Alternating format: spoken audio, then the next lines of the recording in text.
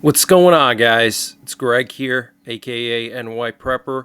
It is Monday, January 13th, 2025, and I have an emergency alert to share with you guys. Right now it is 14:53 Eastern Time here in the United States, and we have some major breaking news coming in from Russia. So, looks like Ukraine has hit Russia again with American long-range missiles. So what you're looking at here is a picture of the sky over Bryansk, Russia, and we're hearing that just in the last 2 hours there have been 30 plus explosions heard around the Bryansk area, and initial reports are stating that the Ukrainians hit some kind of a chemical plant and that they used ATACMS and Storm Shadow missiles.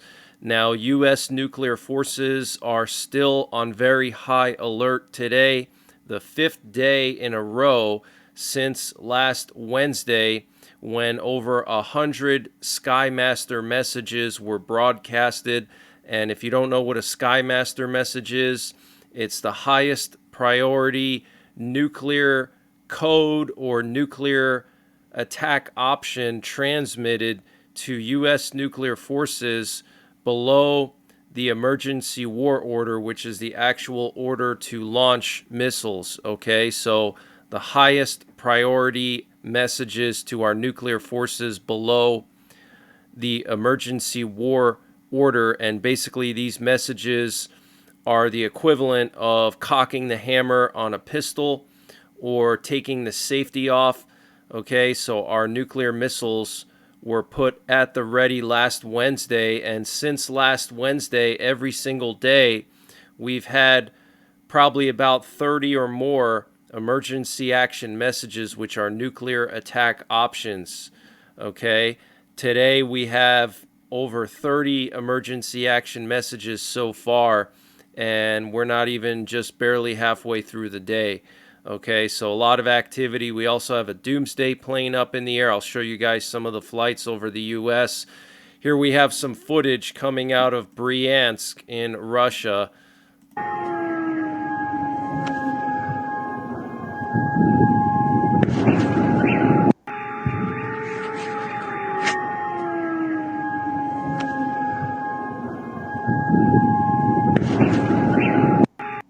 So very serious situation, and we know that that's a red line for Russia, was Ukraine using long-range weapons on Russian soil.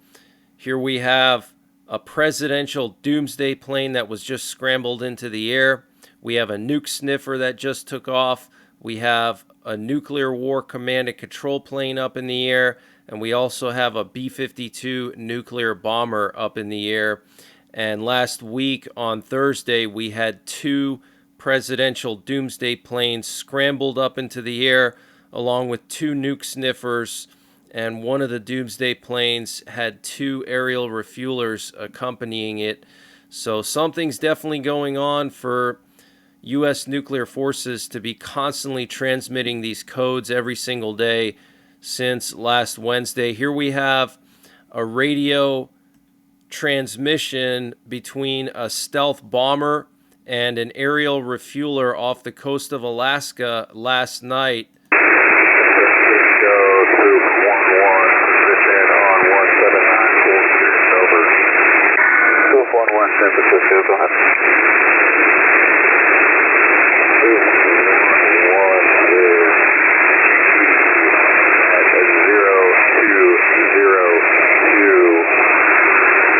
We know that that's a stealth bomber because of the call sign. I think it was like Pooch 11 or Pooch 31, something like that.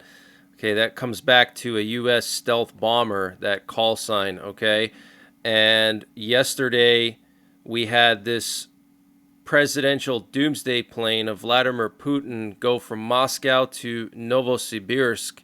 And what's interesting is in Novosibirsk, there's the 39th Guards Missile Division, which is where they have 27 RS-24 YARS transporter erector launchers. Those are the missile trucks. Okay, so they have 27 of their latest missile trucks in Novosibirsk. Okay, and Putin just flew there. There's also a deep underground military base there as well. Okay, so potentially Russia could launch Oreshniks at Ukraine again. And we know that through the rest of this week, the airspace over Kapustin Yar and in the Rostov flight information region has been closed down to civilian planes. Okay, so something is definitely going on here, and looks like China conducted some kind of a ballistic missile test on Friday. So here you can see the contrail from that ballistic missile. And what's interesting is last night we had a U.S. recon plane patrolling the coast of China just off of Taiwan and down towards the Hainan Peninsula and Paracel Islands. I'll show you guys the flight path in just a minute here, but look at that ballistic missile launched by China. This would be the second Chinese missile test, I think, in the last 2 months or so. And I don't believe that this is the reason why the U.S. nuclear forces have been transmitting so many nuclear messages, because if this was the reason, they would not have been transmitting on Saturday and Sunday and today. Okay, so there's some other reason why our nuclear forces are so spooked. But you can clearly see that missile going straight up into space. And what's funny is you can see this camera pod right here. That's how you know you're in China, because you got cameras watching you everywhere. Absolutely insane. Okay, but look at that missile going right up into space. Very, very concerning. The U.S. intelligence community estimates that China will have as many as 1,500, that's right, 1,500 deployed warheads within the next 5 years. Okay, that is absolutely insane. That's actually as much as we have deployed. Okay, we officially have 1,500 deployed based on treaty limitations. I hope that Trump rearms our Minuteman missiles, because under Obama, we removed 2/3 of the warheads in our Minuteman missiles, which amounts to 800 warheads. And then we also removed 4 missiles from each one of our Ohio-class subs, which have a capacity of 24 missiles, and we have 14 of them, so we removed about 60 Trident missiles from our Ohio-class subs. And that may not sound like a lot, but each one of those missiles can carry up to 11 warheads. So we removed probably 600 warheads from our Ohio-class subs and 800 warheads from our Minutemans. Okay, so hopefully Trump rearms our nuclear arsenal. I'm hoping for that. And we should definitely put pressure on Trump and the Republicans to do that. So write emails, do what you need to do. And here we have the reconnaissance plane that was patrolling the coast of China. I have not personally ever seen a recon pattern like this in China by U.S. recon assets. You can see here that it was focusing its efforts on the Taiwan Strait. These planes have side-looking radar, so they're looking perpendicular to where these lines are. So here you can see they were looking towards like Hong Kong and the coastline here. They were looking towards the Taiwan Strait. And then here, multiple passes parallel to the Hainan Peninsula, which means that they were looking into the Hainan Island or peninsula here, and then near the Paracel Island. So something is definitely brewing over here. Very concerning. And we also had more U.S. reconnaissance over Poland and Lithuania last night. You can see here this RC-135 doing a big loop around Kaliningrad and then patrolling the border of Poland and Belarus and doing multiple passes here along Russia's Baltic Sea coast. Okay, and then we also have this NATO AWACS plane that was airborne over the North Sea, probably keeping an eye on this area for any kind of suspicious ships that may try to cut any critical cables or pipelines here that come from Scandinavia. We have this British recon plane that was just doing some passes parallel to the western shore of Crimea. This could indicate that Ukraine is going to strike Crimea sometime tonight or tomorrow. Okay, they were probably collecting intelligence on targets here in Sevastopol and all these bases and sending them to the Ukrainians. And this is pretty interesting. We had 3 aerial refuelers fly down towards the Mexican border near Big Bend National Park. So they were refueling something, but what that was, I have no idea. But they went down to the Mexican border and then came back. And then we had 2 sub-hunters off the East Coast this afternoon, one off the coast of Virginia Beach, and then one in the Bahamas for some reason. So this is pretty unusual, looking for possibly Russian subs. And we have a particularly dangerous situation in Southern California when it comes to wildfires through Wednesday. They're talking about extreme fire weather conditions here, starting from Tuesday at 4 a.m. through noon on Wednesday.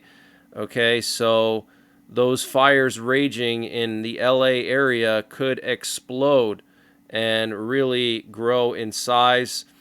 And we're hearing that talks between Trump and Putin are expected within the coming days and weeks. And Trump's advisor, Michael Waltz, said in an interview yesterday that Trump may lift all restrictions on long-range weapons for Ukraine to bring Putin to the negotiating table. Okay, you see, there were all these people out there who were saying that Trump was going to abandon Ukraine and basically force Ukraine to give up all their land. Trump is not an idiot, okay? He's a deal maker, and he knows that by just giving Putin everything that he wants and getting Ukraine to capitulate without getting anything in return is a bad deal, okay? It makes Russia stronger and the West and Europe weaker, so he's not going to do that, okay? It's going to be a fair deal for both sides if there is some kind of a peace deal. And Sweden is going to be sending 3 ships and a recon aircraft to the Baltic Sea to protect undersea cables. This was reported by the Swedish Prime Minister. And according to a South Korean lawmaker, about 3,000 North Korean troops have been killed in Ukraine already. And the death toll from the Los Angeles wildfires is now up to 24 people dead. And Representative Andy Ogles, a Republican from Tennessee, is leading a bill to authorize Trump to enter negotiations with Denmark over purchasing Greenland. Okay, so the Republicans will most likely pass this bill, and that will allow Trump to negotiate with Denmark over the purchase of Greenland. That would be a huge addition to the U.S. If we purchase Greenland, that would be a huge improvement in our strategic position because we could place more early warning radars there closer to Russia. Okay, Greenland is huge, and right now we do have radars and an air base on the western side of Greenland close to Canada, but we do not have any assets on the Russia-facing side of Greenland, okay? But we could put some radars there that would give us an earlier warning time. We could even put missile interceptors there, okay, to shoot down Russian ICBMs in a nuclear war. So that would be a huge improvement in our strategic position, and I am sure that Putin is afraid of us purchasing Greenland. And that's the latest breaking news that I have. I will be back later on tonight with another update, possibly. If not, I'll be in the live stream. So until then, take care, God bless, and don't forget the 3 Ps. Prepare, practice, and persevere. And this update was sponsored by NYPrepper Supply. Guys, NYPrepper Supply is doing a massive sale on their 3-month emergency food supply. And to get the deal, you got to go to preparewithNYPrepper.com, and the link is in the description below this video. They're selling their 3-month emergency food supply for just $600, so that's $100 off the normal price. And this is 3 months of food at 2,000 calories per day, has a shelf life of up to 25 years. And all of this is packed into 6 rugged water-resistant buckets, and free shipping is included. And they're also offering a disaster replacement warranty. So if your food supply gets destroyed by a natural disaster, they'll replace it for you with no charge. And they also will provide you with free survival books and information, including a natural disaster field guide, a survival Bible digital copy. So use the link preparewithnyprepper.com to get $100 off the My Patriot Supply 3-month emergency food supply. And the link is in the description below this video.